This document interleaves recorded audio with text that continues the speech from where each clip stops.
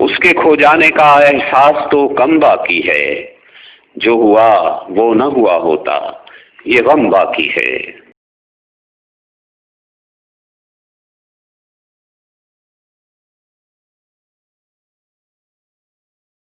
کیوں نہ اب سے ہی تمہیں دل سے بلانے لگ جائیں، کیوں نہ اب سے ہی تمہیں دل سے بلانے لگ جائیں، عین ممکن ہے کہ اس میں بھی زمانے لگ جائیں۔ لودھرا دی پہچان اردو دے خوبصورت شاعر استاد شاعر جناب انور گل صاحب محفل میں موجود ہیں۔ خیالوں میں اسے پہلے تو زیر دام کرتے ہیں، خیالوں میں اسے پہلے تو زیر دام کرتے ہیں، جو ہم پھر لفظ لکھتے ہیں اسی کے نام کرتے ہیں۔ وہ یوں تو دھیان بھی رکھتا ہے، رونے بھی نہیں دیتا، وہ یوں تو دھیان بھی رکھتا ہے، رونے بھی نہیں دیتا، مگر وہ دل سے بچے کو کھلونے بھی نہیں دیتا، مگر وہ دل سے بچے کو کھلونے بھی نہیں دیتا۔ عجب ضد ہے کہ وہ خود بھی میرا ہوتا نہیں انور، عجب ضد ہے کہ وہ خود بھی میرا ہوتا نہیں انور، کوئی ہو دوسرا میرا تو ہونے بھی نہیں دیتا۔ سرزمین لودھراں ہمیشہ سے ہی علم و ادب کا گہوارہ رہی ہے۔ یہ کسی دور میں بھی اچھا لکھنے والوں سے خالی نہیں ہوئی۔ اہل ادب اور ادب نوازوں کی ایک زنجیر ہے کہ جس کا سلسلہ تاحال دراز ہے، تاہم اس زنجیر کی چند کڑیاں ماضی قریب میں ٹوٹ سی گئیں۔ راؤ تسنیم، کنور محمد انور، حفیظ بصر اور اب انور گل۔ انور نے جس دوران موسم بلوغت میں قدم رکھا تو ترقی پسندی کی لہر پورے جوبن پر تھی۔ وہ پہلے قدم پر ہی ترقی پسندی کی لپیٹ میں آ گیا۔ انقلاب سے رغبت نے اس کے اندر کے شاعر کو بیدار کر دیا، لیکن انور اکثر ترقی پسندوں کی طرح گلا پھاڑ پھاڑ کر نہیں چیخا۔ اس نے عامیانہ انداز میں نظام جبر کو نہیں کوسا، بلکہ دھیمے اور پروقار لہجے میں اپنے محسوسات کا اظہار اس طرح کیا کہ اس کا لکھا ہوا وقت کی قید میں نہ رہا۔ ذہن کی خالی دھرتی پر جب سوچیں اگنے لگتی ہیں، تب چہروں پر دیکھنے والی آنکھیں اگنے لگتی ہیں۔ فطرت کا قانون ہے یہ کہ خاموشی کے جبر تلے دیر سے اگتی ہیں لیکن آوازیں اگنے لگتی ہیں۔ اس شاعری سے اندازہ ہوتا ہے کہ اس نے لمحاتی شاعری نہیں کی، زمانوں کی شاعری کی ہے۔ اس کے بعد انور نے غم دوراں کے بہانے غم جانا کو گلے لگا لیا اور اپنی شاعری میں نسبتاً ذاتی اور حقیقی مضامین باندھنے شروع کیے۔ سانسوں میں ایک سرگوشی ہے، کومل رت کی یادیں ہیں، میں ہوں رات کا سناٹا ہے، چنچل رت کی یادیں ہیں، ہر پل تیرے آنے کی پازیب سی بجتی رہتی ہے، شاید اب تک ان آنکھوں میں پائل رت کی یادیں ہیں، یوں لگتا ہے جیسے سورج عکس ہے تیرے چہرے کا، اور یہ کالی لمبی راتیں کاجل رت کی یادیں ہیں، سارے منظر سہنے سہنے سب چہروں پر برف جمی، شہر بھی یوں لگتے ہیں جیسے جنگل رت کی یادیں ہیں۔ انور نے شاعری کو کم وقت دیا ہے، مگر اس میں جذبات کی گرمی، سردی اور شعریت کا لوچ ہمیشہ رکھا ہے، جسے اس کا ہر قاری محسوس کرتا ہے اور ہر سامع خود پر طاری سمجھتا ہے۔ کیوں نہ اب سے ہی تمہیں دل سے بلانے لگ جائیں،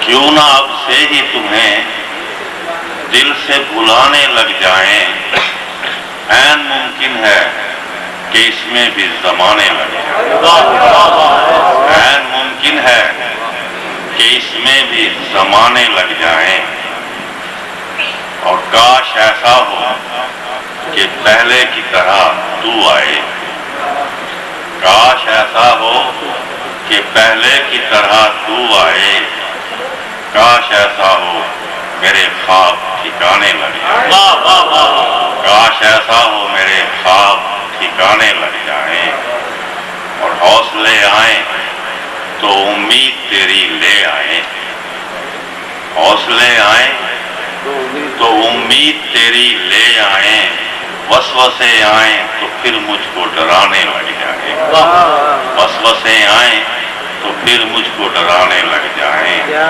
اور ہم نہ جائیں تو جواز اس کا نہیں کچھ انور، ہم نہ جائیں تو جواز اس کا نہیں کچھ انور، وہ نہ آئے تو اسے لاکھ بہانے لگ جائیں، کیوں نہ اب سے ہی تمہیں دل سے بلانے لگ جائیں، عین ممکن ہے کہ اس میں بھی زمانے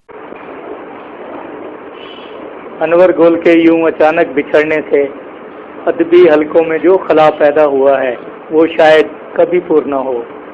انور گل اچھے صحافی، شاعر اور ادیب ہونے سے بڑھ کر بہت ہی اچھے انسان تھے۔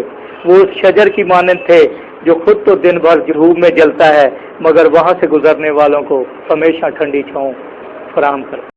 انور گل ہمارے نہ صرف لودھراں کی بلکہ جنوبی پنجاب کی پہچان تھے۔ اگرچہ وہ مشاعروں میں کم و بیش ہی جاتے تھے، لیکن جب بھی گئے، جب بھی انہوں نے اپنا کلام سنایا، خوب داد وصول کی، لوگ انہیں دل سے محبت کرتے تھے، ان کی شاعری کو دل کی گہرائیوں سے پسند کرتے تھے۔ تنظیم بنائی گئی ارباب ذوق لودھراں کے نام سے، اس میں زیادہ تر تو کنٹریبیوشن مبشر وسیم لودھی صاحب کا ہی تھا۔ انور گل صاحب ارباب ذوق لودھراں کے صدر بنائے ہوئے تھے اور مبشر وسیم لودھی صاحب خود جنرل سیکرٹری تھے۔ مرزا رفیق احمد اور انور گل میں ایک قدر ہی مشترک تھی کہ مرزا رفیق احمد کے بھی والد، ہمارے والد بچپن میں فوت ہو گئے، اور انور گل صاحب کے بھی والد بچپن میں فوت ہو گئے۔ یہ ایک خلا جو تھا نا ان کی پرسنالٹی میں، وہ بدستور موجود رہا۔ ماسٹر انور صاحب تھے، راؤ تسنیم صاحب تھے، وہ انور گل تھے، یہ کم از کم یہ تین لوگ ایک دوسرے کے بہت قریب تھے۔ میں بھی قدرتی طور پر تینوں کے ہی قریب تھا تو ملاقات ہو جاتی تھی۔ ویسے تو یہ لوگ تقریباً پورے شہر کے ایک نوجوانوں کو کنٹرول کرتے تھے، ان کو بلکہ نئی سیل دیتے تھے ادب وغیرہ، اور نئی جو بات کم از کم سوسائٹی میں چل رہی ہوتی تھی اس سے آگاہی دیتے تھے۔ یہ ملاقات ہماری تقریباً ہوئی 84-85 سے ہے۔ احسان ہوٹل تو بین ٹھکانا تو احسان ہوٹل ہی تھا، اور پھر اسٹیشن پر جو ہے نا یہ جو ان کے وہ ہوتے تھے ایک سال۔ ایک تو اس کی شاعری کی سب سے بڑا پہلو یہ تھا کہ اس کی شاعری میں جو ہے نا یہ ایک چھوٹی بہر میں جو ہے نا دوسری شاعری کی ہے، جو سب سے بڑی بات یہ تھی، اور یہ حدیث ادب کے انداز میں چھوٹی بہر میں شاعری جو کی ہے، اور پھر بے ساختگی تھی۔ ان کا معیار کچھ اور تھا، لکھنے کا طریقہ اور تھا، بہت اچھے لکھنے والے تھے وہ انور گل صاحب۔ جتنی بار بھی ملاقات ہوئی ان سے تو کوئی نہ کوئی چیز وہ سنا دیتے تھے۔ جہاں تک ان کی شاعری کا تعلق ہے، میں تو پہلے بھی کئی بار کہہ چکا ہوں کہ لودھراں میں وہ واحد جدید وہ شاعر تھے۔ شاعری کے لیے ان کے اندر ایک خداداد اور قدرتی صلاحیتیں تھیں۔ وہ کسی ضرورت کے تحت شاعر نہیں بنے، بلکہ جیسے کچھ لوگوں میں یہ ایک وجدان ہوتا ہے شاعری کا، تو وہ ایسی صورتحال تھی، اور وہ شروع ہی سے جو انہوں نے ابتدائی شاعری کی وہ بھی چونکا دینے والی تھی۔ لودھراں کے جیسے شہر میں جہاں اتنی زیادہ ایڈبی ایکٹیویٹیز نہیں ہے، وہاں پر اس میں بڑے ایک ایسے جذبوں کا اظہار ہے جو بہت کم شاعری میں اس دور کی اور نوجوان شاعروں کے ہاں اور نئے شاعروں کے ہاں پایا جاتا تھا، خاص طور پر جنوبی پنجاب میں اور اس علاقے میں۔ تو اس لحاظ سے انور گل کی شاعری کا بڑا منفرد اور بڑا ایک زندگی سے بھرپور اور لوگوں کے مسائل کے حوالے سے، جس کے اندر لوگوں کے دکھ بھی سمٹے ہوئے تھے، یہ سب سارا بہت اچھا سلوک تھا اس کا اس حوالے سے۔ میرا لوگ اور میرے قریبی میرا لوگ اور जाते हैं। तुम्हें सोचूं तो पलकों के सफीने भीग जाते हैं। तुम्हें सोचूं तो पलकों के सफीने भीग जाते हैं। और तेरी फुर्सत में जिस्मों में जराएं डाल रखी हैं। तेरी फुर्सत में जिस्मों में जराएं डाल रखी हैं। तेरे सामने हमारे सबके सीने भीग जाते हैं। तेरे सामने तेरी फुर्सत में जिस्मों में जराएं डाल रखी हैं। तेरे सामने हमारे सबके सीने भीग जाते हैं। और जवाहिर तेरी बातों के सभी मदफून हैं दिल में। जवाहिर तेरी बातों के सभी मदफून हैं दिल में। तेरी यादों से लेकिन ये सफीने भीग जाते हैं। तेरी यादों से लेकिन ये सफीने भीग जाते हैं। और दिले सिजना ने इन आंखों में दरिया भर दिया जाए। दिले सिजना ने इन आंखों में दरिया भर दिया जाए कि इनमें आने वाले दिन महीने भीग जाते हैं। कि इनमें आने वाले दिन महीने भीग जाते हैं। और लगे है जिंदगी हमसे भी कुछ उगता गई अनवर। लगे है जिंदगी हमसे भी कुछ उगता गई अनवर। हमें भी ऐसे आते हैं पसीने भीग जाते हैं। मेरा रूह और मेरे करीने भीग जाते हैं। तुम्हें सोचूं तो पलकों के सफीने भीग जाते हैं। वो एक लोधरा की पहचान थे और शेर उनको वो अंदर से जो है ना एक बना के और अंदर से कहानी और फिर वो उन्होंने फिर बकह देना, ये आम जहन की बात नहीं। कलाम उनका वो एक यूनिक कलाम था। बहसीत शायर मैंने हमेशा ये कोशिश की कि मुझे वो दाद मिले जो अनवर गुल को मिलती है। ये मेरी हसरत ही रही और कभी भी ऐसी दाद नहीं मिल सकी। मैंने तो हमेशा ये कोशिश की, हम लोग तो ये कोशिश करते रहे कि भी मैं इस शायर को दाद दूंगा तो मेरे कलाम पर मुझे ये भी दाद दे देगा। लेकिन अनवर गुल को कभी इस बात की मेरा ख्याल है ज़रूरत महसूस नहीं हुई कि उसके मुंह से अल्फाज निकलते थे और लोगों के मुंह से वाह वाह के कलमात फिलबदी निकल जाते। उसी का हिज्र उसी का विशाल बांधा है। वाह वाह वाह वाह। उसी का हिज्र उसी का विशाल बांधा है। हर एक शेर में उसका ख्याल बांधा है। हर एक शेर में उसका ख्याल बांधा है। ये किसको देख के हमको किसी की याद आई। ये किसको देख के हमको किसी की याद आई। ये किसने ऐसे गुज़िश्ता से हाल बांधा। ऐसा लगता है कि जैसे अनवर गुल एक शम्मा की हैसियत रखते थे और उसके गिर्द परवाने बैठते थे। मैंने कम से कम अनवर गुल को कभी अकेले बैठे नहीं देखा। किसी होटल पे बैठे हैं तो उसके साथ इर्द गिर्द लोग उसकी बातें सुनने के लिए, उसकी शायरी सुनने के लिए। लेकिन वो एक ऐसे शख्स था कि कभी अपने आप को नुमाया नहीं करने की कोशिश नहीं की जिस पर। ऐसे लोग, ऐसे शायर, ओरिजिनल शायर, और ना सिर्फ मतलब ये कि शायर बल्कि पूरी शख्सियत उनकी शायराना, उनका अंदाज, उनका गुफ्तार, उनका उठना बैठना, सारी की सारी शख्सियत जो है वो उनकी शायरी की थी। तो शख्स में मुनाफकत नहीं थी और बड़ी सादगी थी दोस्ती में।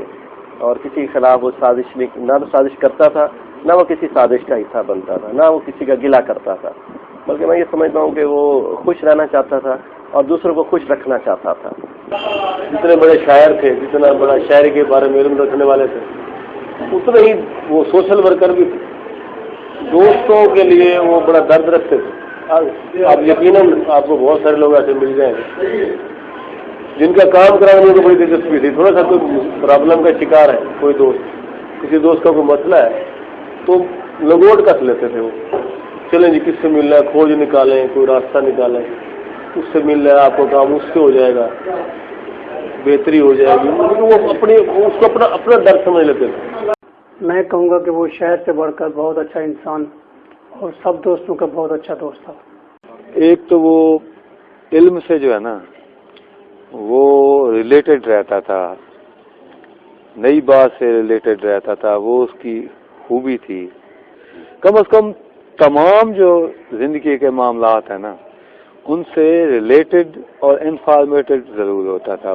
میں یہ سمجھتا ہوں بڑا زندہ دل انسان تھا, اور اس کی موجودگی میں خوشگوار گفتگو تو ایک لازمی عنصر تھا محفل کا. لطیفہ گوئی کی لطیف حس نے اس کے دل کو بھی اور زیادہ شفاف اور لطیف بنا دیا تھا. میری جب بھی انور گل سے ملاقات ہوتی وہ ہر وقت ہنسنے ہنسانے کے موڈ میں ہوتا. کروڑ پکا میں ایک مشاعرہ ہوا جو ہمارے دوست عدنان نبی صاحب نے کرایا تھا. اس میں امجد صاحب بھی تشریف لائے. تو وہاں بھی کوئی اس قسم کی صورتحال تھی کہ کوئی مقامی شعراء کی 60-70 کی فہرست تھی, اور نقیب محفل جو تھا وہ بار بار کہہ رہا تھا کہ بھی ایک غزل سے زیادہ کوئی نہ سنے. ایک شاعر ایک غزل سنا کے چلا گیا, قریب ہی کوئی تھانہ تھا, وہاں پہنچ گیا. تھوڑی دیر کے بعد ایک سپاہی کے ساتھ آیا اور نقیب محفل کو سپاہی نے کہا کہ ایسا جو صاحب کہنے نے دیکھو 2 غزل اور سنا. انور گل کی جانب سے بڑا خلا پیدا ہوا ہے. انور گل جو ہے وہ دوستوں کے لیے بھی بہت سے بڑا خلا چھوڑ گیا, اور شاعری کی دنیا میں بھی, ادب کی دنیا میں بھی ایک اس کی کمی جو ہے وہ ہمیشہ محسوس ہوتی رہے گی.